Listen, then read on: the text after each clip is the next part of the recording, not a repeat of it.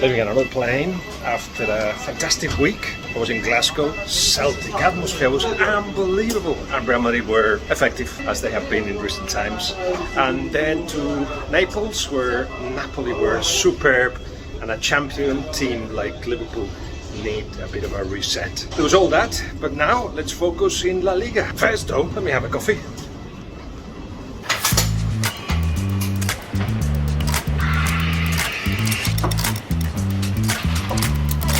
Gracias.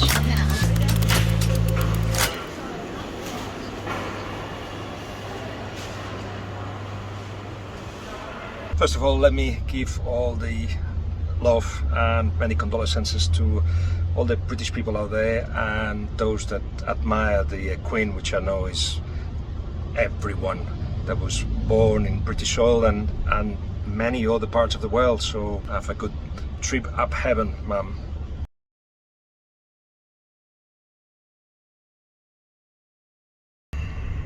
Let me just put the coffee somewhere safe.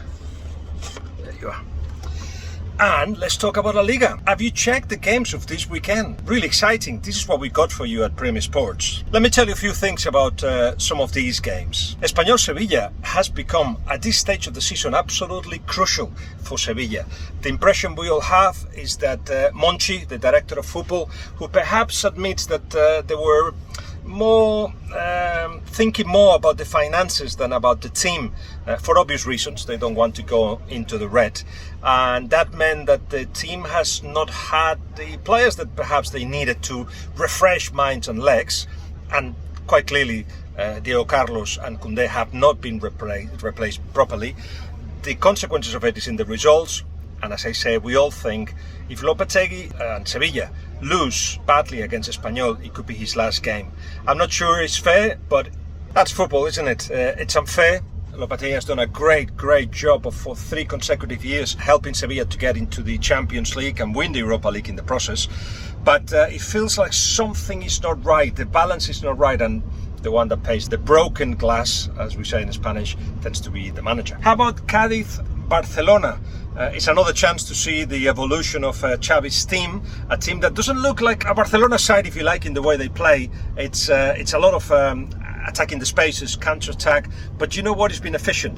I know, and Xavi has said it publicly himself, he doesn't fully feel this, he wants more control, but at the same time, when you've got Rafinha and Dembele in such an amazing form, and of course Lewandowski, who scored a hat-trick in the Champions League, then you have to give them that. It's a little bit like Luis Enrique did with Luis Suarez, with Neymar and with Messi. Cadiz, 4 games and 4 defeats, and Sergio González doesn't know where the quality of his team is going to come. Manuel Vizcaíno, the chairman of Cadiz, said in pre-season, we're going to get a striker that's going to make the difference. Didn't happen, and then he admitted, I spoke too much and too early. So it's going to be a struggle for Cadiz. The only hope is that actually they can have life still in them come the last month or month and a half of the season. What a game Atletico Madrid Celta is. A lot of quality in both sides, but at Atletico Madrid there is tension. Not everybody believes that Simeone should take the team forward. Inside the camp as well, there are players and directors that are thinking, this is not working, is it? Quite clearly the situation of Griezmann doesn't help. If he plays 14 games this season, more than 45 minutes, Atletico Madrid will have to pay 40 million euros to Barcelona, or he goes back to Barcelona and then Barcelona will have to pay him 38 million euros wages a year. Neither Barcelona or Atletico Madrid want to get there. Meanwhile, what Simeone is doing is playing him from the minute 61, 62, 63, so he doesn't get to 45 minutes. Not ideal, but doing that, he scored 3 goals in all competitions, so it's helping, but he's a World Cup winner. He should be treated better, but finances dictate here. Real Madrid, Mallorca. Real Madrid have got the opportunity to give Hazard more time as a false 9. Ancelotti tried others before, tried Rodrigo in that position, Mariano, who's a proper 9, but he's not convinced about either of them. And Hazard did really well at Celtic Park. What an atmosphere again.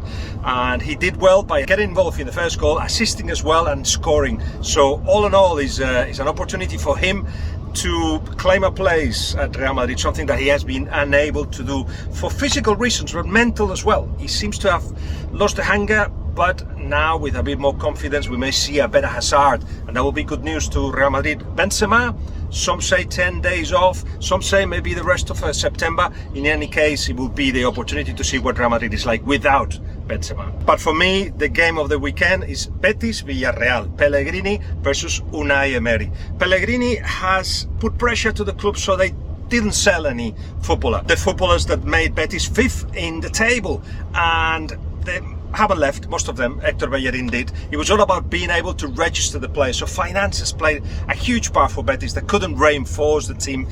No new legs, or no important ones anyway. And what's happening is that they know, everybody knows, that they will have to sell for about 30-40 million euros at the end of the season. Meanwhile, with everybody registered, they did really well against Real Madrid, and they want to get into the Champions League. That will be the difference between a team that, again, will have to just make sure that they don't go in the red financially, or one that can aim to get better players. Fekir is injured, so that will be a big absentee, but Canales is in outstanding form. But they're facing a Villarreal that's in a great state. Right now, 10 points out of 12, and they have not conceded a single goal. Pau Torres, who was, yes, approached and targeted by Premier League clubs, he's decided to stay put at the moment. He's a local boy, as you know.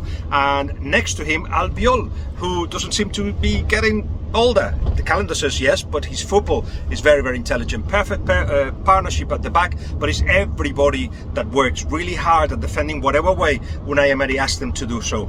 Pressure high sometimes, medium block, and if you have to defend in your own box, so be it. For me, they're the favourites to be top 4 alongside Atletico Madrid if things don't go wrong during the season, and Barcelona and Real Madrid, of course. I'll remind you what the games are this weekend. Have a look.